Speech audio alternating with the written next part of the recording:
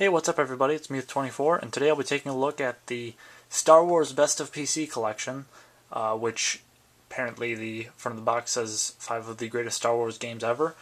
Based on your preference, you could completely disagree with that, but I do think these are pretty good games. I paid like $40 for this, and I got it like 2 years ago. Maybe it was a little bit less than 40, but anyways, it was at Best Buy, and I picked it up because a lot of these games I had played before.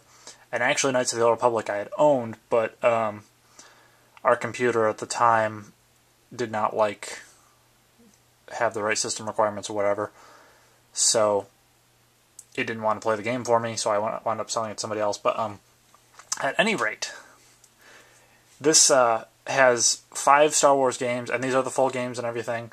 They actually compiled them onto 2 discs, 5 games on 2 discs. Which is kind of crazy because when Knights of the Republic first came out, I think that game alone was like 4 discs.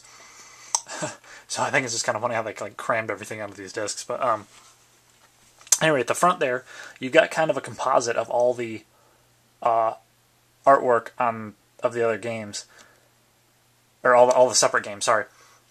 So you've got Republic Commando, and you've got Knights of the Republic, and then Empire at War is kind of the background there with Darth Vader, and then Battlefront there. The only one not featured on the cover is Jedi Knight 2, Jedi Outcast. You flip it around to the side and just says Star Wars the Best of PC, and then the back gives you kind of a brief overview of each game, and then the system requirements and blah blah blah. And all the games or game companies that were involved in it, like BioWare, Pandemic, Raven, etc.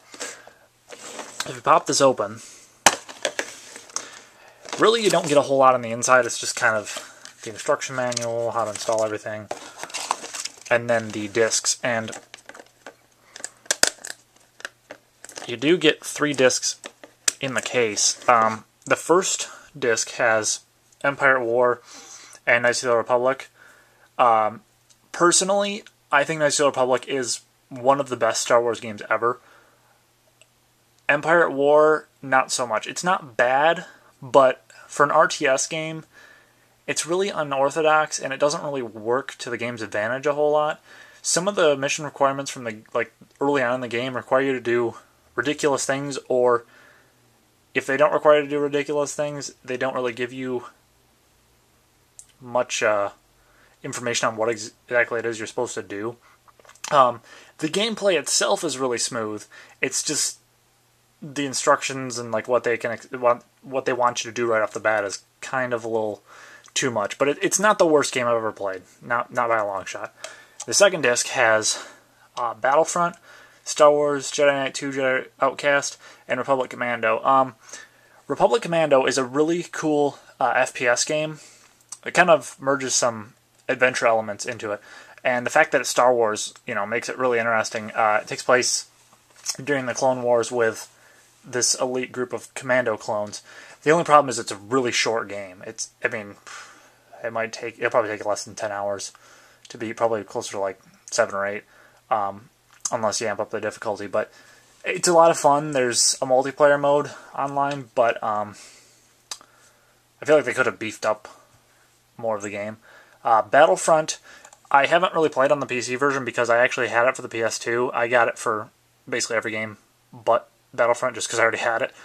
But that one's still a lot of fun. I actually like the original better than the second one. I know a lot of people are the opposite way, but I felt like the second one was way too much of Episode 3 stuff. It was like every other level was from Episode 3, and focused way too much on the Clone Wars. I feel like they should have balanced that with the Civil War. The Galactic Civil War more, but they didn't. At any rate, you do get a fair amount of maps and vehicles to pilot in Battlefront, and the controls are really smooth.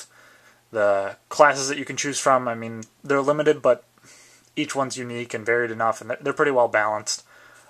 You also have abilities that you can use for each mode in the Galactic Conquest gameplay, where you can basically summon a Jedi to one of the levels, or you can improve your troops' health, or get an extra garrison bonus if they start to dwindle too much and you're losing.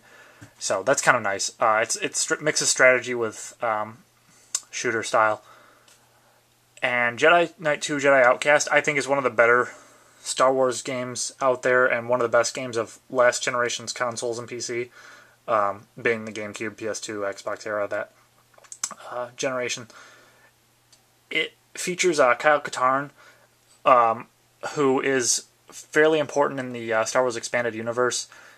He helps Luke Skywalker with the New Jedi Order, and this is kind of a continuation. Well, this really is a continuation of the Dark Forces games for the PS1 and the PC, wherein Kyle Katarn wasn't exactly sure if he wanted to become a Jedi. I mean, he has the abilities with the Force, but this game is more or less him after he's kind of decided he's going to fight for justice. Only he's not as much of a knight in shining armor style as Luke Skywalker. He kind of does stuff his own way, which is kind of cool. But this is about him and Jan Ors fighting, I believe his name's Desan, who has these basically manufactured Sith. They're called Reborns, and they aren't Force adepts. They have crystals that they use to give them Force powers. So it's a darker game for Star Wars, but it's very interesting, and the story's really cool. The ending's a little odd, but it makes sense for the story. So, if you like adventure action games, it's more along those lines. There still are FPS elements, like you start off with a lot of, I guess, gunplay. I don't know what else would call it. Firing your guns off instead of using the lightsaber and the force powers. But you do collect those as you go on, so it's not like you're way too powerful from the beginning. And then the last disc that comes with the collection is a 14-day trial for Star Wars Galaxies, which I tried popping in and didn't want to work for me. I don't know if it was my computer having issues or just the disc didn't want to respond. But yeah, I'd say this is a great package if you can find it. It might be even cheaper now. Who knows? I don't have reviews of any of these per se on my blog, but I do have a 25 Days of Christmas thing I did a while back, which actually was last Christmas, was my 25 favorite video games of all time, and Knights of the Old Republic is on that list. I'll post a link in the description box if you want to go check it out. If you like what you see, follow along on my blog. I'd love to have more people follow me. Most of it's video games and anime stuff, so if you're into that, check it out. The other games, I may post reviews of them in the future. If I do, I'll probably do Republic Commando and Battlefront. It's been a while since I played Jedi Knight 2, so I'd probably replay a fair amount of that before I posted a review, and I honestly haven't gotten that far into Empire at War.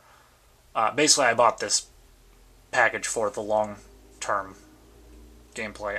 I figured I would get through, one or so of these a year, combined with considering all the other games that I play on various systems and the PC and stuff. So, but yeah, as I go, I'll post reviews of this and whatnot. And with that, I will see you guys next time.